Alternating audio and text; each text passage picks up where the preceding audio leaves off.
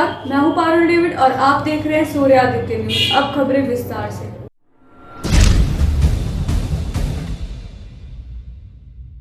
Ghaziabad railway station पर उस वक्त अफरा तफरी का माहौल हो गया जब नई दिल्ली लखनऊ शताब्दी एक्सप्रेस की सबसे अंतिम बोगी जनरेटर व लगेज यान में भयंकर आग लग गई, जिसको रेलवे स्टेशन स्टाफ व आरपीएफ के जवानों की सूझबूझ से तत्परता दिखाते हुए बोगी को ट्रेन से अलग कर दिया गया और फायर ब्रिगेड की 5 गाड़ियों को बुलाकर तत्काल आग बुझाने में सक्रिय दिखे। किसी के भी हताहत होने की कोई खबर नहीं है।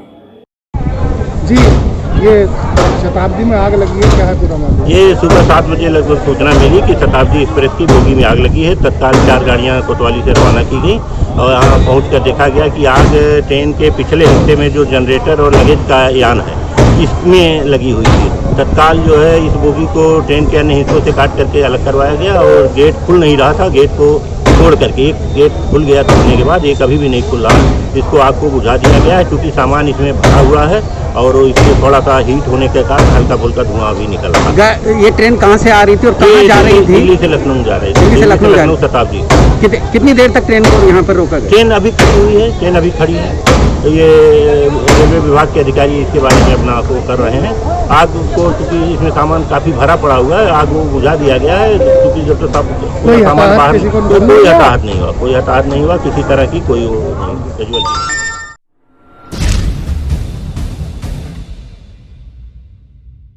उत्तर प्रदेश आम आदमी पार्टी के प्रभारी व सांसद संजय सिंह ने प्रदेश सरकार पर निशाना साधा। कहा, सरकार जिन्हें 4 साल की उपलब्धियां बता रही है वह झूठ का पुलिंदा है। प्रदेश सरकार के 4 साल पूरे होने की 3 लाइनों में व्याख्या की और कहा कि 4 साल की हकीकत यह है कि 4 साल में यूपी बेहाल और मंत्री अधिकारी मालामाल हुए, जनता कंगाल हो गई। पत्रकार बंधुओं को नमस्कार। आज उत्तर प्रदेश में योगी आदित्यनाथ सरकार के 4 साल पूरे हो गए और इस 4 साल की हकीकत 3 लाइनों में मैं व्याख्या करना चाहूंगा। 4 साल यूपी बेहाल, मंत्री अधिकारी मालामाल, जनता हो गई कंगाल।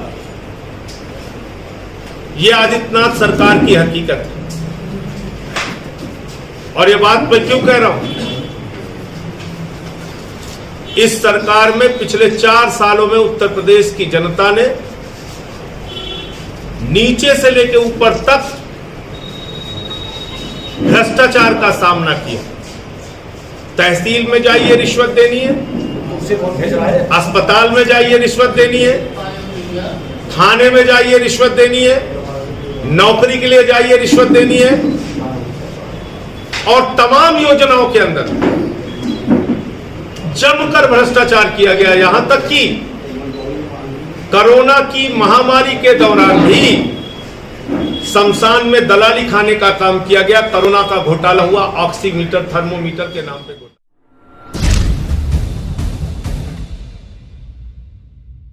बुलंदशहर में एक दिन के नवजात बच्चे के जंगल में मिलने से हड़कंप मच गया। अनूपशहर कोतवाली के उप निरीक्षक प्रमोद कुमार का मानवीय व सराहनीय कार्य है। जंगल में एक दिन के नवजात को छोड़ने की सूचना प्राप्त होने पर तत्काल मौके पर पहुंचकर नवजात को तुरंत अस्पताल में आईसीयू में भर्ती कराया तथा नवजात हेतु खून की व्यवस्था अपने खर्चे पर की।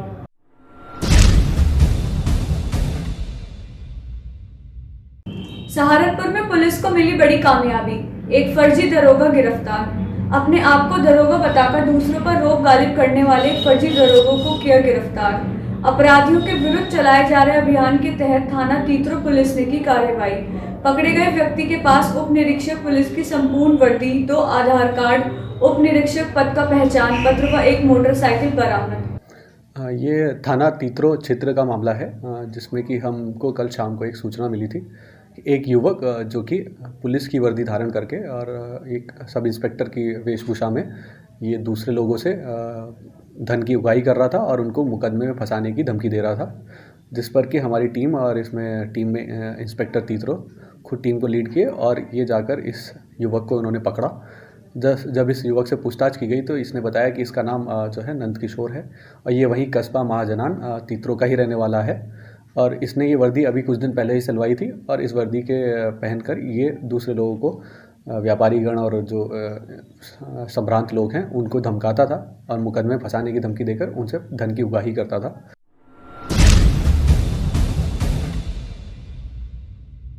गोरखपुर के गोरखपुर विश्वविद्यालय पहुंचे मुख्यमंत्री योगी आदित्यनाथ। पोस्ट प्रदर्शनी का किया निरीक्षण। सीएम योगी पोस्टर प्रतियोगिता के प्रथम, द्वितीय और तृतीय स्थान पाने वाले प्रतिभागी स्नेहा, अंजलि, सुरेंद्र प्रजापति को क्रमशः 25,000, 15,000 और 10,000 रुपये प्रदान करेंगे।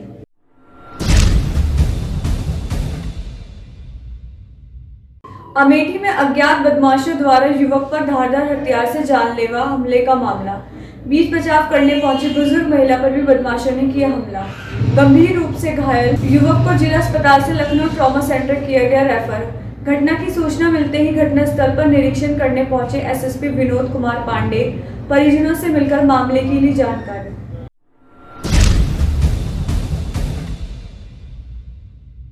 गाजियाबाद क्षेत्र के मनोटा गांव के प्रधान पद के प्रत्याशी गौरव हुड्डा से एक खास मुलाकात।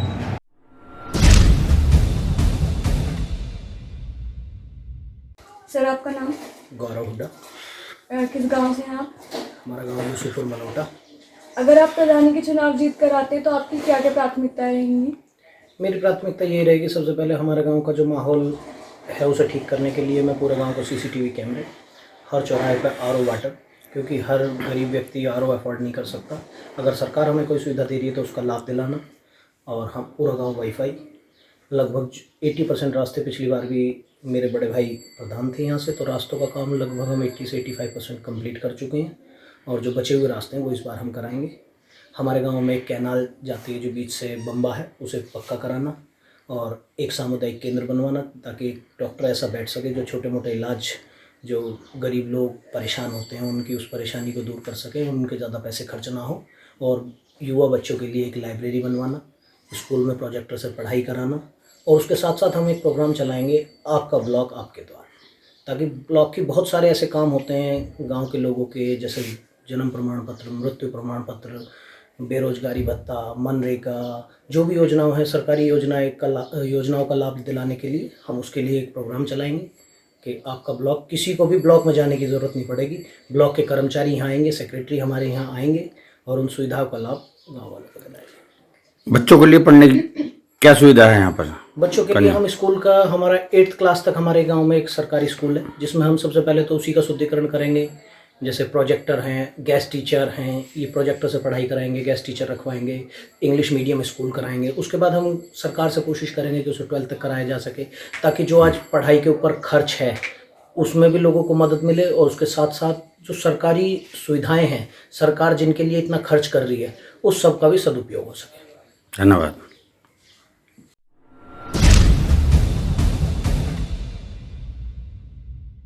आज के लिए खबरों में बस इतना ही। कल फिर होगी आपसे मुलाकात। नमस्कार।